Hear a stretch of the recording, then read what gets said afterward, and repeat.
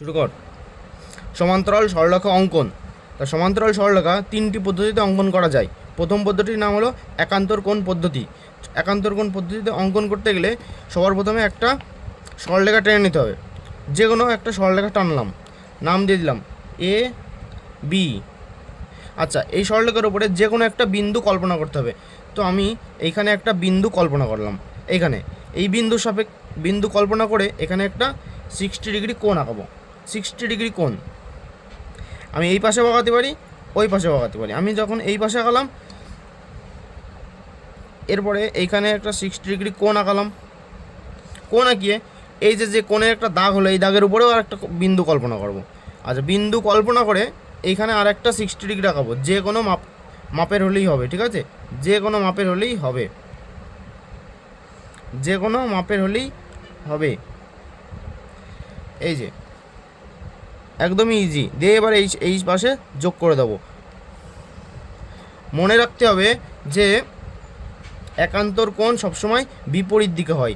তাহলে আমাদের এটা 60 ডিগ্রি আর তার সাথে এটাও 60 ডিগ্রি। আচ্ছা, এই যে এ বি সমান্তরাল সরলরেখা সমান্তরাল সিডি সরলরেখা অঙ্কন করলাম। এর লেখাটা কীভাবে লিখতে হবে? তো লেখাটা লিখতে হবে এইভাবে যে আমি স্কেলের সাহায্যে এ বি একটি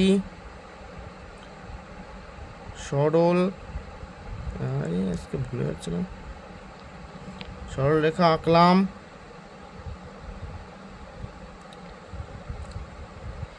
এবং যার সমান্তরাল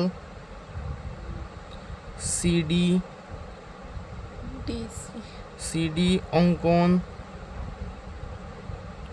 করলাম। অতএব এ বি সমান্তরাল সিডি প্রমাণিত। এ হলো একান্তর কোণ পদ্ধতিতে সরলরেখা অঙ্কন। 2 নম্বর পদ্ধতির নাম কি? অনুরূপ কোণ পদ্ধতি। তো অনুরূপ কোণ পদ্ধতিতে অঙ্কনের সময়ও কী করব? যে কোনো একটা সরলরেখা আঁকে নেবো আগে একবারে। যে কোনো একটা সরলরেখা অঙ্কন করলাম। সরলরেখা অঙ্কন করে নাম দিয়ে দেবো। নাম কি দেবো? A B. যে কোনো কেউ যা নাম দিতে পারো। এখানে একটা আমরা বিন্দু কল্পনা করবে আরেকটা 60 ডিগ্রি আঁকাবো। এই তো 60 ডিগ্রি হয়ে গেল। এক টানে হয়ে যাবে সব। 60 ডিগ্রি হয়ে গেল।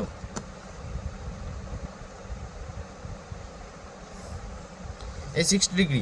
আচ্ছা, এবার অনুরূপ কোণ সবসময় একই দিকে হয়। তো আমাদের একটা জিনিস মাথায় রাখতে হবে যে আমি এই দাগের উপরে আরেকটা বিন্দু কল্পনা করবো। এই যে এখানে আরেকটা বিন্দু কল্পনা করলাম করে কি করব? এই সাইডেই আরেকটা 60 ডিগ্রি আঁকাবো, ঠিক আছে? তো এই সাইডে 60 ডিগ্রি আঁকাতে গেলে কী করবো? এই যে এইখানে বসাবো, নিচেই না, এবার কিন্তু উপরে বসাবো। বসাই নিয়ে এই যে এখান থেকে এটা নিলাম, এই বৃত্তচাপটা নিলাম, নিয়ে এটা যোগ করে দেবো।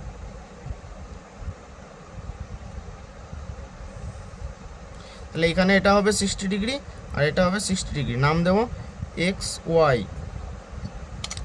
আচ্ছা, এবার লেখাটা কী লেখা সেই লেখাটা আমি দেখাচ্ছি যে আমি স্কেলের সাহায্যে এ বি সরল রেখার সমান্তরাল এক্স ওয়াই সরল রেখা আঁকলাম। অতএব এ বি সমান্তরাল এক্স ওয়াই। খতম 2 নম্বর পদ্ধতি। এবার 3 নম্বর পদ্ধতি। আচ্ছা, 3 নম্বরে কি? সামান্তরিক অঙ্কন পদ্ধতি। আচ্ছা, সামান্তরিক একেও আমরা একটি সমান্তরাল সরলরেখা অঙ্কন করতে পারি। তার জন্য সবার প্রথমে একটা যে কোনো মাপের সরলরেখা টেনে নেব। যে কোনো মাপের একটা সরলরেখা টানলাম। এবার এই সরলরেখাকে নাম দিয়ে দিলাম এ বি। আচ্ছা, সরলরেখার উপরে যে কোনো একটা বিন্দু কল্পনা করব। সে বিন্দুটা ভাবলাম যে এটা একটা বিন্দু, এই যে এখানে দেখাচ্ছি, এই যে মনে করলাম এটা একটা বিন্দু, নাম দিলাম সি। আচ্ছা, এই বিন্দুর থেকে আমরা কি করব, একটা উপরের দিকে একটা যে কোনো দিক একটা কোণ আঁকাবো, যে কোনো এই একটা মনে করলাম কোণ আঁকালাম, যে কোনো একটা আঁকানোর পরে আমরা এই যে উপরে যে কোণটা এঁকেছিলাম তার একটা মাপ দেব। এই যে যে কোনো একটা মাপ, আমি ইচ্ছা মতো যে কোনো একটা মাপ নিয়েছি, হ্যাঁ। আচ্ছা, তারপরে কি করব, এই সরলরেখার উপরেও যে কোনো একটা দিকে একটা মাপ নেব, যে কোনো মাপ। আমি এই দিকে আর একটা মাপ নিলাম, এই যে। আচ্ছা, এই মাপটার নাম দিলাম মনে করো সি ডি। আচ্ছা, এটার নাম দিলাম ই। আচ্ছা, ই না, এটা হ্যাঁ ই দিলাম, চলো। এবার এই যে এই উপরে যে সরলরেখাটা এঁকেছিলাম এটার সমান মাপ, এই যে এই মাপ নিয়ে এইখানে কি করব, আর একটা সরলরেখা আঁকবো, আর এই নিচের মাপ নিয়ে এইখানে বসাবো, এইখানে বসায়ে এভাবে করে দেবো। এবার হয়ে গেল কাজ। দেখ, এই সরলরেখাটা এই বিন্দুর সাথে যোগ করে দেবো, আর এটা কি করব,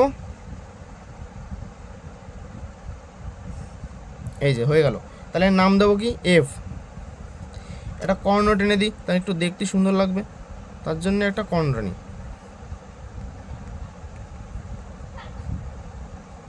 আচ্ছা, লেখার যা কি লিখতে হবে, আচ্ছা লেখাটা লিখো, কে দেখে নাও সবাই, লেখাটা মেনের। আচ্ছা, প্রথমে এ বি একটি সরল রেখা আঁকলাম, তাই তো। তারপরে এ বি রেখার ওপর সি ও ডি দুটি বিন্দু কল্পনা করলাম। আচ্ছা, এবং এই বিন্দু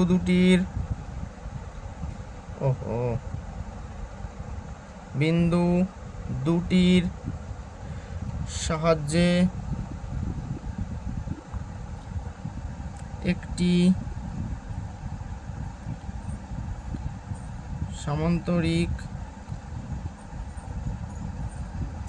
আঁকলাম। কি সামান্তরিক, সি ডি এফ ই। আর আমরা কি জানি, সামান্তরিকের বিপরীত বাহু পরস্পর সমান্তরাল হয়। তাহলে অতএব সি ডি সমান্তরাল এফ ই। কেন, সামান্তরিকের বয়সী পর বিপরীত বাহু। তাহলে অতএব কি লাগবো, হয়ে যাবে, এই পর্যন্ত লিখলেই হয়ে যাবে, আর কিছু লেখা লাগবে, শেষ।